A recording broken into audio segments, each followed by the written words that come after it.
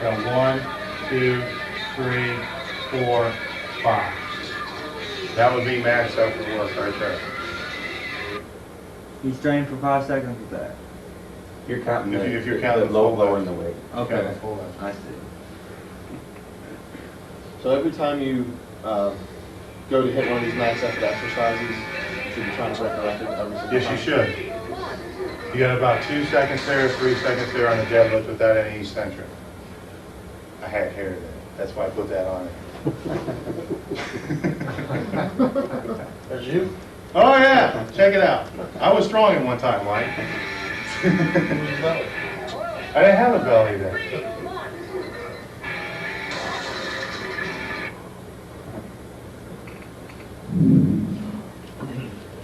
Okay, the positives with the max effort method and why we want to use it is there's a higher motor unit activation with higher tensions. The higher tensions, the more you strain, the more motor units you're pulling into it. The other positive is you're using 95 to 100% weights for that movement. So you're getting used to straining and handling heavier weights. It's superior for muscular coordination. You take a rookie lifter, or a novice lifter, have them start maxing out a lot. Okay, watch what happens to what they look like with the lighter weights after a while. Their form will become impeccable because of the straining and their learning. Even How a to young handle it. kid, like 14 young, have them do max weights like that? I'd probably stick with triples, but yeah. Okay. I'm not real familiar with Olympic lifting, but you remember that little, what they call the guy, the Pocket Hercules? He was an Olympic champion, world record holder when he was 14 years old. I believe. But is that why he was little? Because lifting the max? I mean, does it... Sure. I've seen a lot of weightlifters. weightlifters. I don't know. I think it's all crap. Okay. I think it all depends.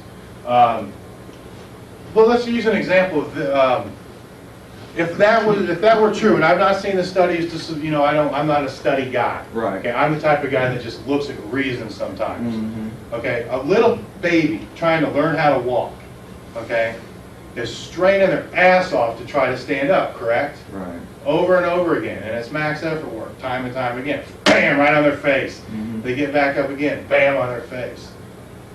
They grow. Mm-hmm. You know, they're not limiting their growth plates, are they? Okay. That's how I look at things. I look at things a little bit different. So the science, I tried science, like I explained to you before. I totally embraced science, but I tried science and they ran me into a wall. Okay, that's where I had to go back to, like I said before, the dump trucks to learn how to get where I wanted to get. And I started training when I was 13. Okay. Okay, I don't know, maybe I could have been 6'8", but I wouldn't have been squatting very good. Sometimes I wish that, if that were true, I wish I started when I was 10 so I could be 5'6", like these other guys. The central nervous system can really only adapt to the loads that are placed upon them, so that's why you want to have the heavy weight with the max effort work. Another really important aspect of this is you're going to learn how to recover your groove. It's also known as chaos training. We'll advocate a lot of good mornings. About 70% of all Mondays is going to be some type of good morning. The reason for that is, there's a lot of reasons for it actually. You're going to strengthen your back, which is crucial. When you squat, one of the key things you're going to see this afternoon is to keep that barbell in position. If that barbell comes out of position, what's going to happen? It's going to come forward. When a barbell comes forward, how do you get it back? Arch. What's a good morning? Okay? So that's a form of chaos training in a way that you're trying to avoid and be able to recover from any chaotic event that's going to happen with maximal weights in a competition. Deadlift, the same thing. What if you start pulling a deadlift and the barbell drifts forward? How are you going to get it back? You're going to arch and pull it back in the line. What arches and pulls it back in the line? What's your upper back and your lower back performing the same exercise as a good morning? That's why there's so many different types of good mornings. The other thing is it is excellent for overcoming fear. Take a safety squat bar, put it in the power rack, load 500 pounds on it, put an 8-inch box there and tell this guy to go do it. All right? Nobody wants to do that shit. All right, so you got to go out there time and time again. You got to deal with that. Okay, and that's a big thing in our gym. is a lot of times people are pressured and pushed to try to do weights that they're just not quite comfortable with doing. So you got to rely on the training partners to be able to do that. Without the training partners, you got to rely on your intuition, your instincts. If you think for a split second, now I can probably do it, but I'm not going to do it because I'm going to get smashed, you probably should get under that bar.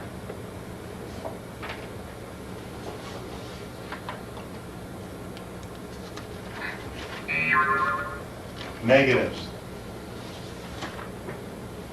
Say there's a high risk for beginners. Kind of what Jake spoke about before with the kids. Make sure they know how. I have no problem with kids maxing out. Make sure they know how to do the exercise. Make sure a beginner knows how to do the exercise. I don't know if I want to take a client of mine that I had that just started working out, didn't work out for 20 years, and I say, get under the bar and do a max effort, good morning. I don't know how good of an idea that's going to be. Okay, because they're not conditioned to do that yet. They don't even know how to do it. Another negative is you will burn out with weights above 90% after a certain period of time. That's why you need to rotate it every 1 to 3 weeks. The important thing with any training program is, as we're going over here, is to realize what the negatives are behind all the principles you're using and take appropriate steps to avoid them and to overcome them. There's limited hypertrophy work with this method. You're not going to get big doing a max effort method. Okay, it's not going to happen. Some people will get a little bit, but you're not going to build big bodybuilding muscles for doing that. And there's a high emotional demand. You have to know that there's a difference between a gym psych and a competition psych. If you spend your whole time in the gym beating your head against the wall, you're going to start to go down because the emotional demand is going to be too much for your system and it's going to burn you out. The other thing is a lot of people cannot handle the high emotional demand. We got some people in our gym that can't handle that.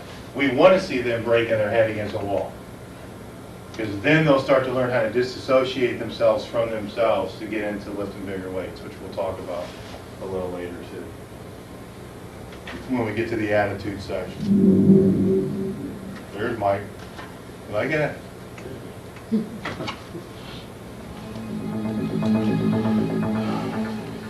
The dynamic effort method is what we're going to use for the bench press and the squat. It's training with sub-maximal weights, 50 to 70%. We're going to break down the squat cycles, okay, in a little bit. So this is just a broad range. This is what the method is. We'll break it down into the waves for you. The squat generally is 8 to 10 sets of 2 reps. The bench 8 to 10 sets of 3 reps. Around 40 to 60 seconds rest between, using what's called compensatory acceleration. So it means you move the barbell as fast as you can move the barbell. Okay? That's what makes this method work. If you're just easing the barbell up, you're not using it. Whole thing's based upon bar speed. It's extremely important. The reason why you want to use the limited rest periods, 40 to 60 seconds, is because what we're trying to predominantly train here are fast twitch muscle fibers. Okay? We're using a small number of repetitions, which I'll explain why we use them, the repetitions we use here real shortly. The only way we're going to get them fast twitch fibers to fatigue is to lower the rest period. And we're not doing sets 8, 10, 15. Okay, if we lower that, then we have to start drawing upon more and more and more and more and more of those fibers because of the fatigue that the first ones have already set, or the fatigue that's set in from the first ones.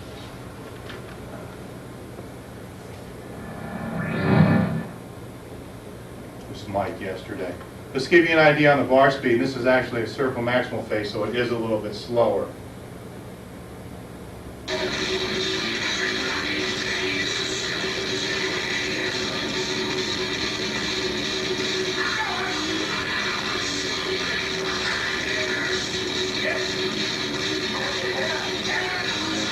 There's something else I want to point out while this is on here too.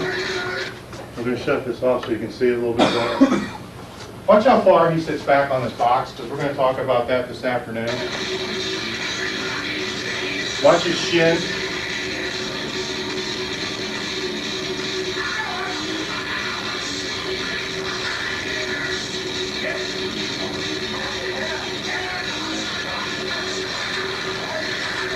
See, when he sits back that far on the box, That's now placing all the emphasis on the hamstrings and the glutes and getting off of the quads. Your hamstrings and glutes are what squat.